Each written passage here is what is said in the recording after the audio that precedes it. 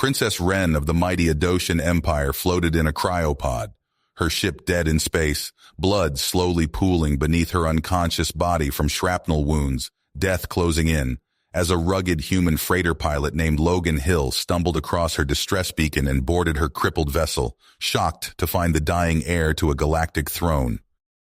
Logan had been running freight along the fringes of Adoshan territory, staying under the radar of the advanced empire that viewed his kind as primitive savages. When the emergency signal caught his attention, he almost ignored it, wary of getting tangled up in Adosian affairs, but something compelled him to investigate. He found carnage on board the disabled Adoshan ship. Ren's guards had all been brutally killed defending her from the assassination attempt by scheming usurpers, no doubt. Then he saw the princess herself, broken and barely clinging to life in her cryopod. Dark bruises marred her delicate features and shrapnel from an explosion had torn into her flesh. Logan's instinct was to get as far away as he could before whoever did this came back to finish the job. But seeing the dying alien princess, he couldn't just leave her to her fate. Though humans were considered a backward, uncivilized species by the technologically advanced Adoshan Empire, Logan decided in that moment to throw centuries of Adoshan prejudice back in their smug faces and show them what humans were really made of. He transferred Ren to his ship and managed to get the bleeding stopped and her wounds bandaged. But just as he disconnected his ship, 3 attack cruisers dropped out of hyperspace, weapons locked on. The assassins had returned for their prize. Outgunned and on unfamiliar turf, escape seemed impossible. Gritting his teeth, Logan punched his ship into a blind hyperspace jump, praying the attackers couldn't follow. Stars streaked past as he hurtled into the unknown, the Adoshan princess his accidental passenger. He saved her life, but in doing so, stranded them both in uncharted space with a damaged ship.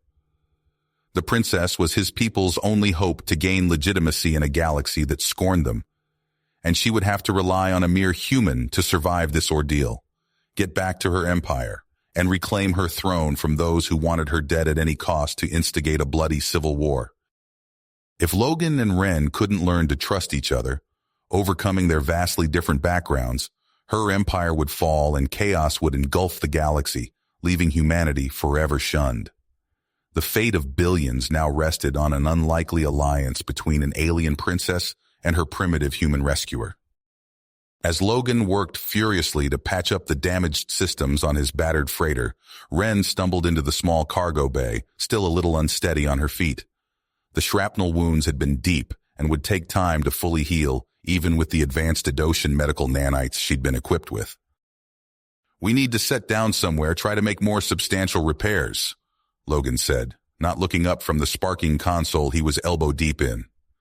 "I'm barely keeping this bucket of bolts space-worthy as is." Ren consulted the nav charts. "There's an uninhabited moon not far off our current heading. Scans show it might have the mineral resources we need." Logan grunted an acknowledgement, and a few hours later they were touching down on the barren, rocky surface. As soon as the landing gear made contact, alarms started blaring on the console. "Damn it, the main power relays are fried. We're not going anywhere without a replacement." The scans I took on approach showed some promising mineral deposits in a cave system nearby, Ren said, already shouldering a pack of tools and survey gear. "I'll go take a look." Logan blocked her path to the hatch. "Whoa there, Your Highness. No way am I letting you go out there alone. You're still recovering." Ren shot him a defiant look. "I'm not some frail damsel, human. On Eidos, we learn to handle ourselves." "Oh, I don't doubt that, but we can't afford any risks." Logan grabbed his own pack and they set out across the desolate moonscape together. The cave Ren had identified wasn't far, a dark gash in the gray rock. As they spelunked deeper, Logan couldn't shake the feeling that something was off about this place. The way their lights played over the walls, the tunnels almost seemed carved rather than natural. His suspicions were confirmed when they turned a corner, and their beams fell upon an unmistakable artifice embedded in the cave wall. A door, clearly of alien design and ancient beyond reckoning. "What the hell?" Logan breathed, reaching out to brush away centuries of dust. As soon as his fingers made contact, the door shuddered and began to iris open, revealing a chamber beyond. They stepped inside cautiously, lights playing over strangely angled architecture and long-dead machinery. "What is this place?" Ren asked softly, her voice echoing.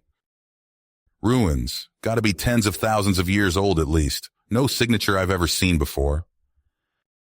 In the center of the chamber sat a plinth, and atop it, a small, glowing cube-like device. It almost seemed to pulse, like a beating heart. Logan reached for it, fingers almost grazing the surface. A hand grabbed his wrist, stopping him. Ren shook her head. "Let's finish what we came for and get out of here. Something doesn't feel right. The minerals we need are in the cave walls. I've already scanned them." The urgency in her voice brooked no argument. They gathered what they needed quickly and made their way back to the freighter. But Logan couldn't resist one look back at the cube as he exited the chamber. Such a small thing, but it almost seemed to call him. Could alien tech that old still hold power? Slipping back on board the freighter, they hurried to make the repairs. But they had only just lifted off when proximity alarms began to wail. "We've got a massive contact dropping out of hyper," Ren said, scanning the screens. Logan swore violently as a warship came into view, one larger than any Adoshan vessel he'd ever seen before. "It's not Adoshan," Ren said, fear creeping into her voice. "That's a Kazthar hunter-killer." Logan felt his blood run cold. The Kazthar. Just what they needed. But how the hell had the bastards found them? The truth dawned on Logan as the Kazthar cruiser banked straight toward them. The cube. When he touched it, it must have sent out a beacon. And now every power-hungry militant faction in the quadrant would be homing in on them. "Strap in, princess!" he yelled, wrenching the controls and sending the freighter into a downward spiral. "Looks like this little dance is about to get a few more partners." A sudden explosion filled the rear view screen as they dove. The Adoshan assassins had arrived, and they were now locked in a fierce orbital battle with the Kazthar warship high above. Logan saw his chance. Pushing the engines to their maximum, they roared away, skimming the moon's surface. A few tense minutes later, and they were clear of the gravity well. As soon as they hit minimum jump distance, Logan punched the freighter into hyperspace. Stars streaked by, and they both slumped in their seats, momentarily relieved. "We're not out of this yet, are we?" Ren said quietly. No, we're definitely not," Logan replied grimly. "In fact, I think it's about to get a whole lot worse." A light began blinking urgently on the console. The ship's bioscan sensors were being triggered remotely. "They scanned you," Logan said. "The Kazthar. Before we jumped. They know." Ren's hand crept to the place on her neck, where the royal subdermal ID implant was embedded. Now every bounty hunter and opportunist in the galaxy would be on their tail, eager to claim the lost princess. Logan punched up the nav charts again, searching. "What are you doing?" Ren asked. "The only thing I can think of. We need help, supplies, information, and there's only one place I know to get it. Altaris Station." "Altaris? Is that wise? I've heard unsavory things about—" "About Barros?" Logan cut her off. "You've heard right. He's the slipperiest two-faced bastard in 10 sectors. But right now, he's also the only chance we've got." Ren fell silent, the weight of their precarious situation sinking in. An Adoshan princess and a human nobody, caught between a civil war and ravenous opportunists, with nowhere to turn but the devil himself. As the streaks of hyperspace danced beyond the viewports, she reached over and laid her hand atop Logan's, where it rested on the control stick. He glanced at her. Taken aback at the contact, she offered a grim smile. "Well then, Altaris it is. We'll face it together." Logan said nothing. There was nothing more that needed to be said. He simply flipped his hand over beneath hers, intertwining their fingers. A gesture that crossed species and cultures. One that meant trust. Logan eyed Barrows suspiciously as they finalized the deal. The smuggler's wolfish grin set him on edge. "The device for safe passage to Eidos Prime. Seems fair, Barrows purred, pocketing the alien cube. Just get us there in one piece, Logan growled. They rendezvoused with Torvin's ship at the coordinates Barrows provided. As they docked, an uneasy feeling gnawed at Logan's gut. He gripped his blaster tighter. The airlock hissed open. Torvin's leering face appeared, flanked by armed thugs.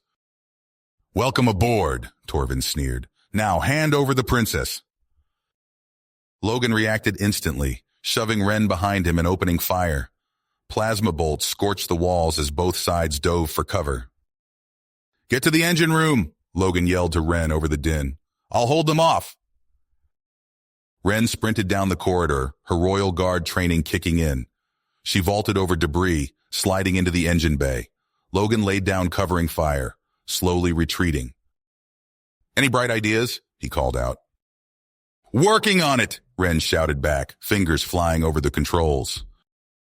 The ship lurched violently as she overrode the safety protocols. Logan stumbled, nearly taking a blast to the head. He dove through the doorway just as Ren sealed it shut. "That won't hold them for long," she panted. Logan's eyes fell on the alien device. Without hesitation, he activated it. A shimmering field enveloped the ship. The pounding on the door ceased abruptly. "They can't see us," Ren breathed in awe. Logan wasted no time, racing to the cockpit. He punched in the coordinates for Eidos Prime and engaged the hyperdrive. Stars blurred around them as they made their escape. Hours later, they emerged from hyperspace above a glittering world. Massive Eidosian warships patrolled the system. Logan held his breath as they glided past, completely undetected. They landed at a small spaceport on the outskirts of the capital. As they disembarked, Ren gasped. Huge view screens throughout the city displayed her uncle's face. "Citizens of the Empire," Varys's voice boomed. "It is with great sorrow that I must inform you of the tragic deaths of the royal family. As next in line, I vow to lead us through these dark times." Ren's fists clenched in anger. "We need to get into the palace." A shadow detached itself from a nearby alley. Logan raised his blaster, but Ren stayed his hand. "Captain Thrace," she said, relief evident in her voice. "I'm glad to see some of the guard remain loyal." The grizzled Eidosian bowed deeply. "Your Highness, we've been awaiting your return." With Thrace's help, they infiltrated the sprawling palace complex. Using the cloaking device, they slipped past patrols undetected. Soon, they stood outside the throne room itself. Logan readied his weapon. "Ready?" Ren nodded grimly. "Let's end this." They burst through the doors. Varys leapt to his feet, shock evident on his face. "Guards!" he bellowed. "Seize the imposters!" Chaos erupted as loyalists clashed with Varys's men. Logan and Ren fought back to back, the cloaking device giving them a crucial edge. Varys snarled, drawing his own weapon. "I'll finish this myself." He lunged at Ren, but Logan intercepted him. They grappled fiercely, crashing into ornate furniture. Logan managed to knock the weapon from Varys's grasp, but the Eidosian's superior strength began to overwhelm him. Suddenly, Varys stiffened. He slowly toppled forward, revealing Ren standing behind him, a stun baton in her hand. "That's for my parents," she said coldly. As the sounds of battle faded, Ren ascended the dais. She took a deep breath and sat upon the throne. "The rightful heir has returned," Captain Thrace announced. The remaining guards knelt before her. Logan approached hesitantly. Ren's eyes shimmered with unshed tears. "We did it," he said softly, "but at what cost?" Ren's hand found his, squeezing gently. "We honor their memory by building a better future. Together." Logan's heart raced at her touch, but as nobles began filtering into the throne room, their suspicious glares made it clear a human had no place here. Ren saw his conflicted expression. She stood, addressing the crowd. "My people, we face great challenges ahead, but we will meet them united, all peoples of the galaxy, starting today." She turned to Logan, a question in her eyes. He nodded, a small smile on his face. Whatever came next, they would face it side by side. The peaceful aftermath of Ren's ascension to the throne lasted mere days before the storm hit. Logan stood in the grand audience chamber, watching as nobles and military leaders filed in, their faces contorted with barely concealed disgust and anger. The air crackled with tension. "Your Majesty," Lord Krell, a prominent member of the Adocian Council, stepped forward. "We demand immediate expulsion of this human from our empire. His presence threatens everything we stand for." Murmurs of agreement rippled through the assembled crowd. Logan's teeth clenched, but he held his tongue. This wasn't his fight. Ren rose from her throne, her voice steady and firm. "I will not. Logan risked his life to save our empire. Without him, we'd all be under Varys' boot right now." "But Your Majesty," another counselor protested, "he's a primitive, barely more advanced than a primate. How can we allow such a creature to influence our great civilization?" Logan's fists balled at his sides, but a subtle shake of Ren's head kept him in check. She addressed the room, her voice rising. "Logan has shown more honor and courage than many in this room. I will not cast him out simply because of your prejudices." The chamber erupted in shouts and arguments. As Logan watched, he saw the seeds of a greater conflict taking root. Days passed, and the situation only worsened. Logan walked the streets of the capital, hood pulled low to hide his alien features. Even so, he couldn't escape the hateful glares and whispered threats. "There he is, the human filth!" Logan spun, seeing a group of Adocians charging towards him, weapons drawn. He reached for his blaster, but strong hands grabbed him, pulling him into an alley. Captain Thrace and his guards formed a protective circle around Logan. "Are you all right, sir?" Thrace asked, his eyes scanning for more threats. Logan nodded, heart pounding. "Thanks. Things are getting worse, aren't they?" Thrace's grim expression said it all. Back in the palace, Ren paced her chambers, datapad in hand. Logan entered, still shaken from his near miss. "Logan," Ren's relief was palpable. "I heard what happened. I'm so sorry." He waved off her concern. "I'm fine, but we need to do something. This can't go on." Ren nodded, her face set with grit. "I agree. That's why I've made a decision. I'm going to forge an official alliance between Edos and Earth." Logan's eyes widened. "Are you sure that's wise? It could make things even worse." "It's a risk we have to take," Ren replied. "We need to show that humans are worthy allies, not savages to be feared." The announcement of the Earth-Edos alliance sent shockwaves through the empire. Protests turned violent. Cities burned as radicals clashed with loyalist forces. Logan watched from the palace balcony as pillars of smoke rose across the skyline. "This is my fault," he muttered. Ren placed a hand on his shoulder. "No, this was always brewing beneath the surface. You just brought it to light." Alarms blared throughout the palace. Captain Thrace burst in, his face grim. "Your Majesty, we have reports of full-scale rebellion. Multiple noble houses and military units have defected to the xenophobic movement." Ren's face paled, but her voice remained steady. "And the frontier worlds?" Thrace hesitated. "We've lost contact with several outposts. There are reports of Khazthar ships entering our space." Logan and Ren exchanged a look. The stakes had just gotten much higher. "We need to act," Logan said. "Hit the Khazthar hard. Show the Empire we can work together." Ren nodded. "Agreed. Captain, gather every loyal ship and soldier we have left. We're taking the fight to the enemy." As they prepared for battle, Logan couldn't shake the feeling that everything hung by a thread. The fate of two civilizations rested on their shoulders. He looked at Ren, saw the same mix of fear and willpower in her eyes. "Whatever happens," he said softly, "we're in this together." Ren squeezed his hand. Together. The bridge of the Adocian flagship hummed with activity as they prepared to jump into the heart of Khazthar territory. Logan stood beside Ren, both of them watching the stars streak by.